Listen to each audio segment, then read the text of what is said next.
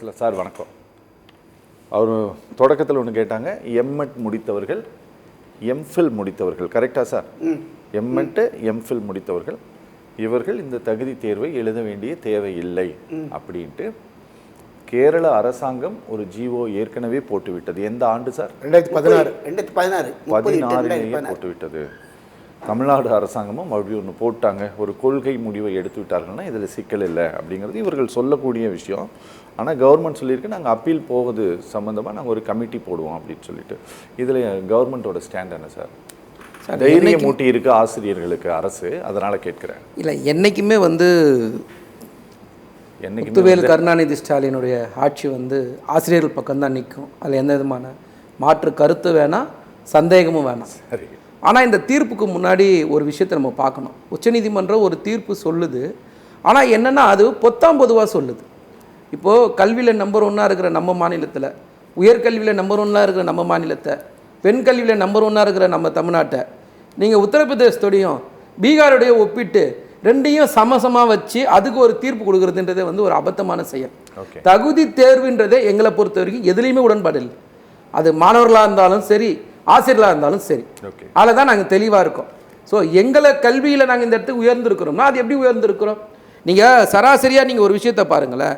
அதாவது சிறந்த பல்கலைக்கழகம் அண்ணா பல்கலைக்கழகம். அதே மாதிரி பார்த்திங்கன்னா சிறந்த மருத்துவ கல்லூரியில் 10வது இடத்துல சென்னை மருத்துவக் கல்லூரி இருக்குது. அதே மாதிரி முதல் 100 சிறந்த கல்லூரிகளில் 37 கல்லூரி தமிழ்நாட்டில் தான் இருக்குது. 200 கல்வி நிறுவனங்களில் 73 நம்மளுடைய மாநிலத்தில் தான் இருக்குது. நாட்டிலோட சிறந்த பொறியியல் நிறுவனங்களில் 13 தமிழ்நாட்டில் தான். இப்படி ஒரு பட்டியலை நம்ம போட்டோம்னா நீங்கள் தெளிவாக சொல்லணும். நாட்டிலேயே இந்தியாவிலேயே இருக்கக்கூடிய அரசு பல்கலைக்கழகங்களில் சிறந்த பல்கலைக்கழகமாக அண்ணா பல்கலைக்கழகம் இருக்குன்னு சொல்லணும். அதுதான் கரெக்ட். சரி, நான் அடுத்தது அதை லைனாக நான் இல்லை பெருசாக வச்சிருக்கிறேன். அதாவது நம்ம ஆர்ட்ஸ் அண்ட் சயின்ஸ் 953, அதே மாதிரி எஜுகேஷ்னல் 660, அதே மாதிரி பார்த்திங்கன்னா ஃபிசிக்கல் ஒரு 11, இப்படி சோஷியல் ஒர்க்கில் ஒரு 2, இப்படி பார்த்தீங்கன்னா 1626 கல்லூரி நிறுவனங்கள் தமிழ்நாடு அரசு கட்டுப்பாட்டில் இருக்குது. நீங்கள் தமிழ்நாட்டில் செயல்படுத்துகிறோம். இதையும் நீங்க பீகாரையும் ஒண்ணா வச்சு எப்படி ஒரு உச்சநீதிமன்ற தீர்ப்பு சொல்லலாம்? என்ன இதுல ஆச்சரியம் சார், இந்த வழக்குல நீங்க ஒரு ரெஸ்பாண்டன்ட் சார். அதுதான் சொல்றேன், நாங்க போட்ட வழக்கு வேற. அது சகோதரர் தெளிவா சார், அந்த கேஸ் வேற இந்த கேஸ் வேற, நீங்க ரெண்டையும் கம்பைன் பண்றீங்க சார். அரசு போட்ட இல்ல நீங்க தப்பா பேசுறீங்க. இல்ல நான் தெளிவா சொல்றேன், நீங்க தப்பா பேசுறீங்க. நீங்க போட்ட வழக்கு இல்ல, நீங்க போட்ட வழக்கு வேற. பேசி முடிச்சிட்டு நீங்க எதிர்கேள்வி கேளுங்க. நீங்க எப்படி எதிர்கேள்வி கேக்குறது தான் எங்களை கூப்பிட்டு இருப்பீங்கிறது எங்களுக்கு தெரியும். அப்ப அரவிந்த் இந்த ஷோவை கூப்பிடுறாருன்னா அது நம்ம எப்படி தெரிய வேணாவா?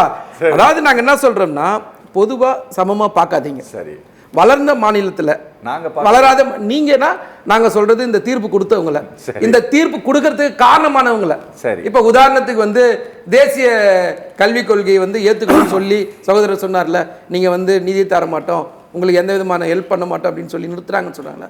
அவங்க 2014க்கு வந்ததுக்கு அப்புறம் தான் கல்வியை பொதுவாக இருக்கக்கூடாதுன்ற முடிவுக்கு அவங்க வந்துட்டாங்க. எல்லாருக்கும் கல்வி இருக்கக்கூடாதுன்ற கட்டத்தில் அவங்க சிந்திக்கிறாங்க. அதனால் அவங்க என்ன பண்ணுறாங்கன்னா, என்ன மாதிரியான குடைச்சல்கள்லாம் கொடுக்க முடியுன்றதுல அவங்க தெளிவாக கொடுத்துன்னு இருக்காங்க. இது சம்பந்தமாக இன்னைக்கு உச்சநீதிமன்றம் ஒரு தீர்ப்பு சொன்னது நம்ம பேசுகிறோம்ல, இதே RN ரவி ஒரு இடத்துல பேசினார். தமிழ்நாட்டில் கல்வி நிறுவனங்களில் நீங்கள் பின்தங்கி இருக்கிறீங்க, தரமான கல்வி இல்லைன்னு RN ரவி பேசினார். RN ரவி யாரோட ஆள்? RSSோட ஆள். RSSோட நோக்கம் என்ன? கல்வி எல்லாருக்கும் இருக்கக்கூடாது, குறிப்பாக சூத்திரனுக்கு இருக்கக்கூடாது. அவங்கள பொறுத்து இங்கே இருக்க எல்லாருமே சூத்திரர்கள் தான், அவளை தவிர. சரிங்களா? அவங்களுக்கு கல்வி பொதுவாக போகிறதுல ஜட்மெண்ட்குள்ளே வாங்க சார். சார், நீங்க ஒரு டிராக்டர் பேசும்போது மொத்தமா தானே சார் பேச முடியும்? துண்டா தலையை மட்டும் பேசுங்க, வாழை மட்டும் பேசுங்க, எப்படி பேச முடியும்? எங்கேருந்து வருது இது நோக்கம்? யாரோட சிந்தனையில் வருது? 2017 தானே இப்படி ஒரு சட்டத்தை எடுத்துன்னு வரீங்க, திருத்தத்தை கொண்டு வராங்க. அதுதான் சார், நீங்க மோடி கொண்டு வந்தது எல்லாமே, பிஜேபி கொண்டு எல்லாமே திருத்தம் தான். திருத்தி தான் நீங்க எல்லாத்தையும் நாட்டை நாசமாக்கி வச்சிருக்கீங்க.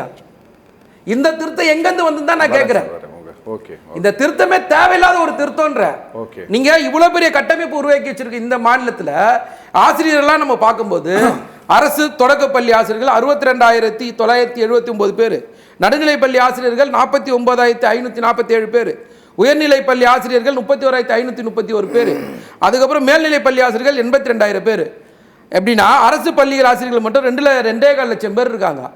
அதுக்கப்புறம் அரசு உதவி பெறும் ஆசிரியர்கள் ஒரு 75,000 பேர் இருக்காங்க. இந்த ஆர்டர்னால 1,00,000 பேர் பாதிக்கப்படுவாங்கன்னு ஒரு இது. இன்னைக்கு உடனடியாக தலைமைச் செயலாளர் தலைமையில் ஒரு குழு கூட்டம் போட்டிருக்கோம்.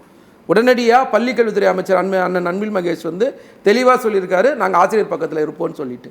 நீங்கள் இது மேல்முறையீடு செய்யப்படும். நிச்சயமாக அப்படி ஒரு விஷயம் தேவைப்படுதுன்னா உடனடியாக ஒரு சட்டம் கொண்டு வரப்பட்டு நிச்சயமாக இந்த பிரச்சனையில் தமிழக அரசு வேடிக்கை பார்க்காது. ஆசிரியர் பக்கம் தான் நாங்கள் நிற்போம்.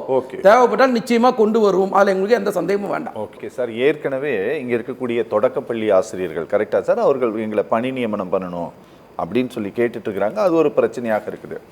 இன்னும் வேற கோரிக்கைகள் எல்லாம் இருக்குது. அதில் இது ஒரு பிரச்சனை.